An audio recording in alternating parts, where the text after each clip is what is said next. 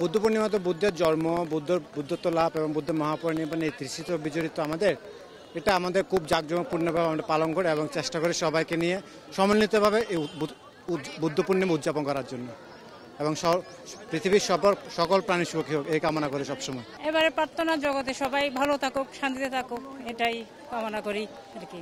আজকে সারাদিন সকালবেলা তো র্যালিতে আসলাম, তারপর বিকালবেলা আমরা বুদ্ধ মন্দিরে যাওয়ার ইচ্ছা আছে, তারপর বুদ্ধ বন্দনা করার বুদ্ধর কাছ থেকে আশীর্বাদ প্রার্থনা করার ইচ্ছা আছে। সবাইকে শুভ বুদ্ধ পূর্ণিমার মৈত্রীময় শুভেচ্ছা।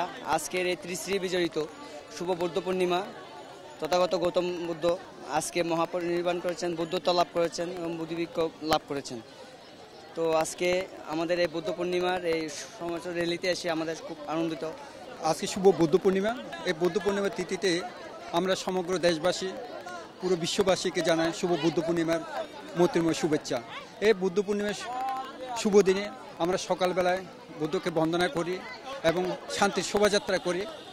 বিকালবেলা আমাদের সমবেত প্রার্থনা আছে, সেই প্রার্থনার মধ্য দিয়ে আমরা সমগ্র বিশ্ববাসীর জন্য শুভকামনা এবং শান্তি বয়ে আনুক এই আশা ব্যক্ত করছি। আমরা এইবারে যেন সবাই ভালো থাকি মঙ্গল কামনা করতেছি, সবাই যেন ভালো থাকি আমরা, এইটাই। আজকে হচ্ছে হ্যাপি বৈশাখ ডে, বুদ্ধ পূর্ণিমা বা বৈশাখী পূর্ণিমা নামে পরিচিত।